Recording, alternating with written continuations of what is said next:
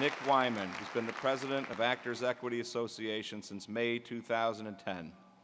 During his tenure, 2 of Equity's largest contracts were successfully negotiated, providing members with increased protections, wages, and benefits.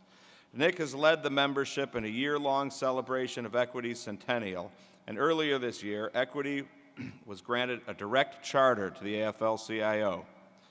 Prior to his role as president, Wyman was a member of Equity's governing council for 20 years, and he served on numerous bargaining committees. He also serves along with me as a trustee of the Actors Fund and of Broadway Cares Equity Fights AIDS. His Broadway credits include Catch Me If You Can, The Phantom of the Opera, Les Miserables, Tale of Two Cities, My Fair Lady, and others. He has also performed in numerous regional theaters and received several awards. Among his motion picture and television credits include Die Hard with a Vengeance, Planes, Trains, and Automobiles, and he's appeared on television in Boardwalk Empire, The Good Wife, Law and Order, and many others. Another autograph for my book. But that's not why we invited Nick here. Nick has stood strong as an advocate for working men and women, and he's supported the IATSE, working side by side with me just as our members have for better than 100 years. Brothers and sisters, Nick Wyman.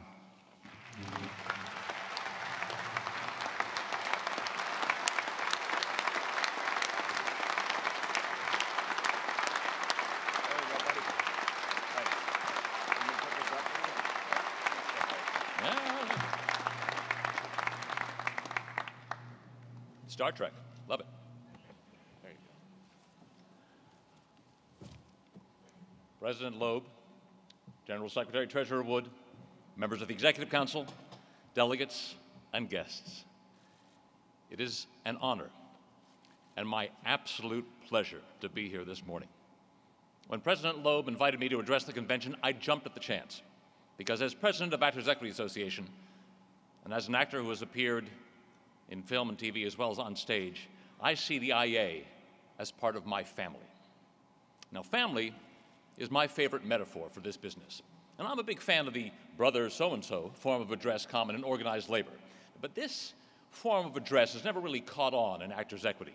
Maybe because as long ago as 90-some years ago, when Equity was debating whether or not to seek the help of Samuel Gompers in dealing with the Broadway producers, Equity has had a somewhat ambivalent relationship with organized labor.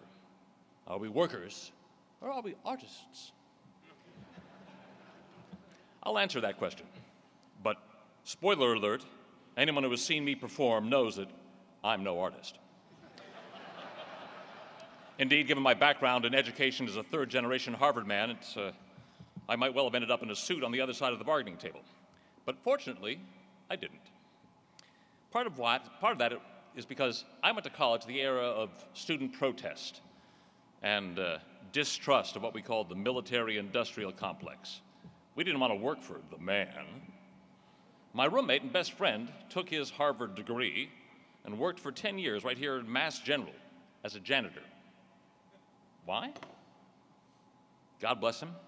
He was there to organize the hospital workers. Now,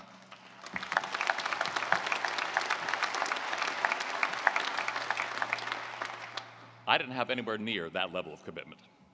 I was thrilled when I got my equity card, my union membership, but I didn't really particularly identify as a worker. The closest I came in my first 15 years as an actor to working for union causes was playing a rabble-rousing Swedish subway worker in the 1977 PBS miniseries, The Best of Families. But if I was a slow starter, I've certainly come around. I've spent the last 25 years on the National Governing Board of Actors Equity. The Best of Families. That's a pretty good title for this business. Every stage production I do and every film or TV show in which I play a significant role, that cast and that crew become my family. Part of that is because we are generally away from our home families, either on the road with the show or on location with the film, or simply spending the majority of our waking hours in some theater or studios. We spend more time with the people we work with than with our spouses and kids.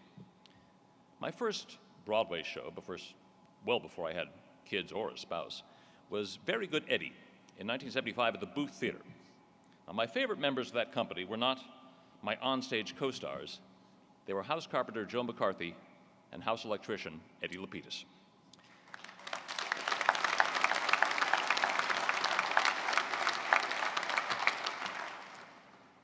My happiest hours were not spent singing on stage in my linen suit, but rather playing cards downstairs in my robe with Joe and Eddie. The other reason that binds us together as a family is that together we create magic. Professional entertainment, creating that magic, is a labor-intensive business.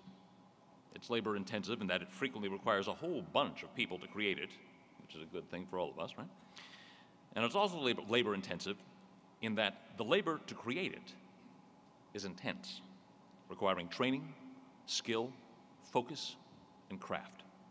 The airiest and most effortless of comic creations are the result of hours and hours of concentration and sweat. And all that effort is wildly interdependent. Every member of the team is critical to the success of every moment of entertainment magic. Grips, gaffers, flymen, dressers, and spot operators are the false bottoms, mirrors, and black thread of our entertainment magic, never seen by the audience, but essential to creating the magical effect. We are all in this together, and we all depend on one another's skill and professionalism. Indeed, with today's ever more complicated sets, when we step on the stage of an IA house, my life and the lives of my members are literally in the hands of the men and women of such stage locals as 11, 2, 33, 720, and my local pals, and Local 21, and Local 1, to name just a few.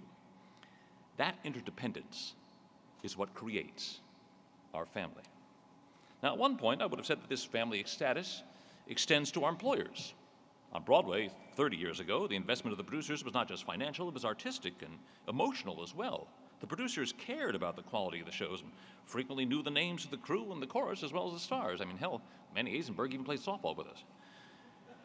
But today, our employers belong to a different family.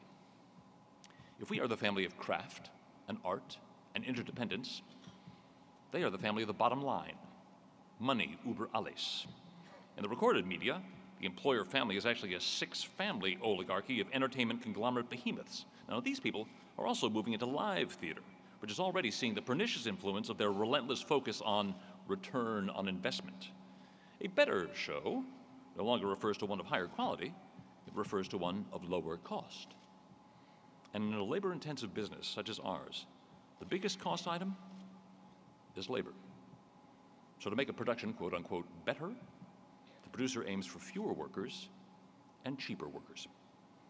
Quality is a secondary consideration, and safety is reduced to a cold calculation of insurance costs versus the odds of injury. Now, this is a double-barreled threat to our lives and our livelihoods. We all need a safe environment, and this is a threat to our physical safety. Now, this attitude also affects the likelihood of our future employment, not just because fewer workers means fewer jobs and an emphasis on cheaper workers threatens our organizing, but because fewer and cheaper workers will inevitably diminish the quality of our product. Our entertainment magic will be a little less magical. The public will decide that, what we create is not worth the money or the time. And they will drift away from theaters and movie houses, perhaps even from their televisions. But there's another, even more dangerous trend at work. It's the rise of anti-unionism. The number and percentage of jobs in private industry filled by union workers is plummeting. Young people increasingly see unions as irrelevant. The public, fueled by the propaganda of big business, is almost evenly split in their approval, disapproval of labor unions. Now, not surprisingly, this breaks down politically, with 78% of Democrats approving versus 26% of Republicans. Business corporations get a higher approval rating than labor unions. When did we become the bad guys? We are the people who brought you the weekend.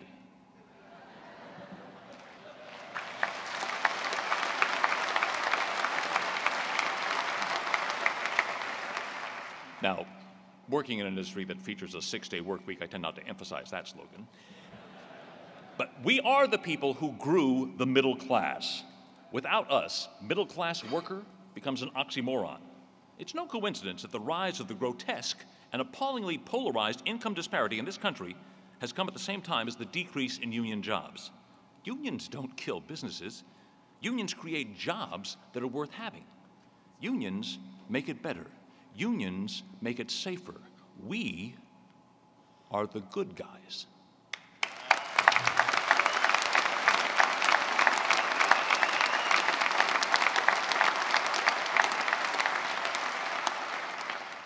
Now, I know that.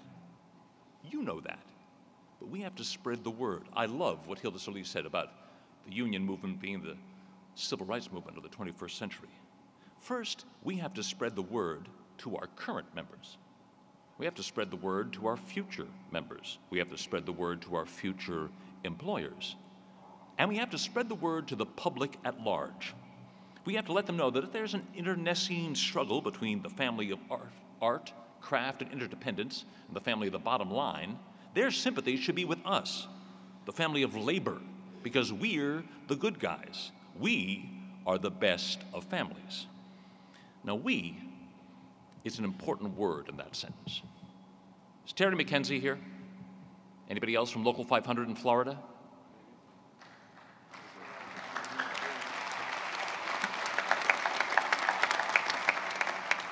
Thanks to President Loeb's leadership, a strike last year that stopped the tour of Jersey boys from loading into the Kravis Center in Palm Beach, an employer who belongs to the Bad Guy Hall of Fame, forced them to recognize IA, pay massive fines, and reinstate the department heads they had fired. Now, it certainly helped that Actors' Equity, despite the legal thicket of anti-strike language and secondary boycotts, made it clear that even if Kravis managed to set up a concert version of Jersey Boys, well, you know, the absence of a professional IA sound man would probably be an insuperable health and safety concern for us.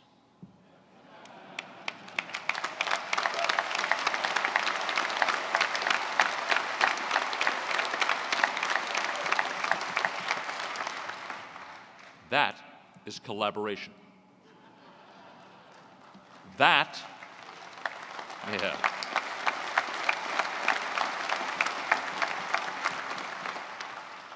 That is we. Now, I am proud to be part of that we. I am proud to represent the nearly 50,000 members of Actors Equity Association. This year, we celebrate our 100th birthday, and in celebration, we are looking forward, not back. We are forging a new strategic plan based on the twin pillars. You guys have 4 pillars. We have 2. We're a smaller union. Hey. We are forging a new strategic plan based on the twin pillars of organizing and communication. We will absolutely be spreading the word. This year,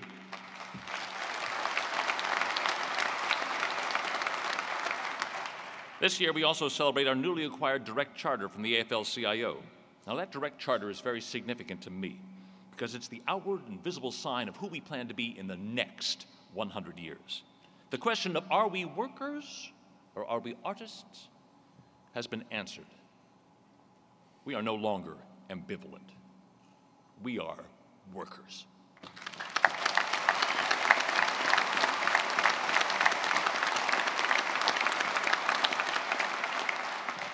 We are part of the family of labor. We are part of the best of families, and we are very proud to be so. I am personally very proud to have been invited to this particular family gathering. And as I look out over my family, I am very, very proud to call you all my brothers and sisters. Thank you.